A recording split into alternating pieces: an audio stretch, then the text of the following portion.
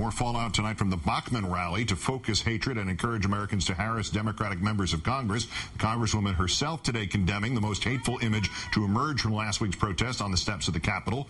No, it's not this. It's the other picture. Still refusing to apologize, however, for having enabled it. The Minnesota Republican today releasing a statement calling the anti-Semitic imagery at her rally, quote, regrettable and inappropriate. Of this sign that equated health care reform to the Nazis, showing the horrific images of corpses from Dachau. She also called it sad that some individuals chose to marginalize tragic events in human history like the Holocaust.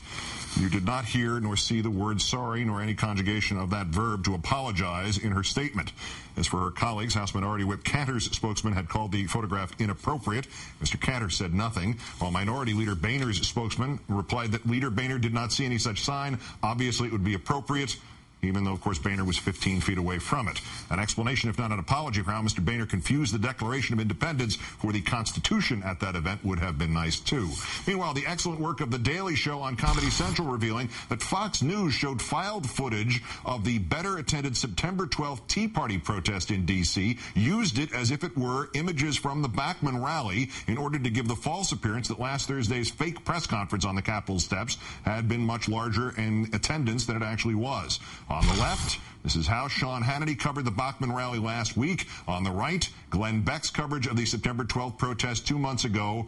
They look surprisingly similar, giving lie to Hannity's utterly shameful deceit on this. Lots to talk about, thus, with Clarence Page, Chicago Tribune editorial board member and Pulitzer Prize-winning syndicated columnist. Clarence, good evening. Hi there, Keith. Are you picking on Sean Hannity again now? Yes, it's a day that ends with Y in its name. It appears that in using her government-funded House website to organize that protest, the Congresswoman from Minnesota may have broken federal House rules. Could she be forced to apologize just for that?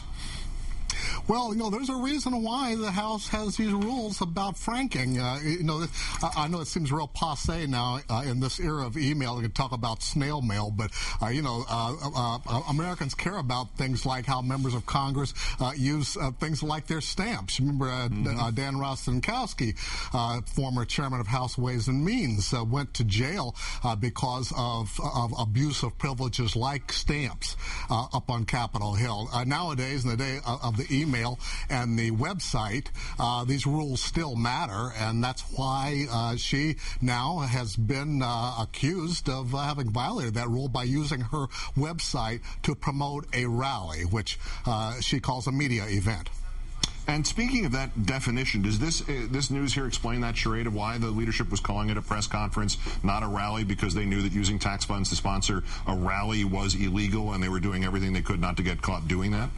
According to reports, yes, because as you notice, this was a news conference where there were no journalists allowed to ask any questions. This was not called in order to face the press. It was called in order to have a rally. That's a Republican dream press conference, as it's also known. There was a lot of feigned outrage when the White House declared that Fox News was not a news organization. In the wake of that videotape research that proved it swapped out one event for another, courtesy of the Daily Show folks.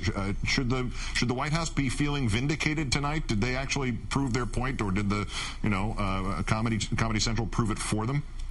Well, I got to say that was a good gotcha. I mean, you just look at that tape there, Keith, and you see it starts out at Michelle Bachmann's rally, and the leaves on the trees are changing colors because it's autumn, and then suddenly you go to these scenes where the trees are bright green like they were back in early November at the time, and September at the time of the Beck rally, and the, I call it the Beck rally. Beck insists it's not his rally, but everybody knows it was, that 9/12 affair, and it's just so blatantly obvious. And I mean, this is a real embarrassment to Fox simply based on good journalism. But then again, they don't. That's not journalism, and they don't embarrass. So they have that that's kind of what the White House was saying, wasn't it? This new Gallup poll tonight that Howard made a slight allusion to some of these numbers that are coming in. Republicans have a slight edge over Democrats, 48-44, in that generic congressional ballot if the 2010 elections were held today. The poll in July, as we saw, the Democrats were ahead by 6 points. Is there some reason to interpret this as that the Republican lies have gained traction, particularly on health care reform? Well, it's important to point out, first of all, of course, that generic polls don't necessarily tell you how any one individual member of Congress is appealing to their voters. But that said, it is significant after months, I think it's been years now, that Democrats have been ahead in these generic ballots. All of a sudden now they're slipping behind the Republicans. It just doesn't mean that Republicans have really gained that much as far as their own popularity or approval is concerned, which have been running very low. But nevertheless, it's the kind of a trend that Democratic leaders do not want to see happening. And I think it's largely because they themselves have had a real problem in selling their health care message to people who already have coverage. Clarence Page, Pulitzer Prize winning columnist of the Chicago Tribune. As always, great thanks, Clarence. Thank you.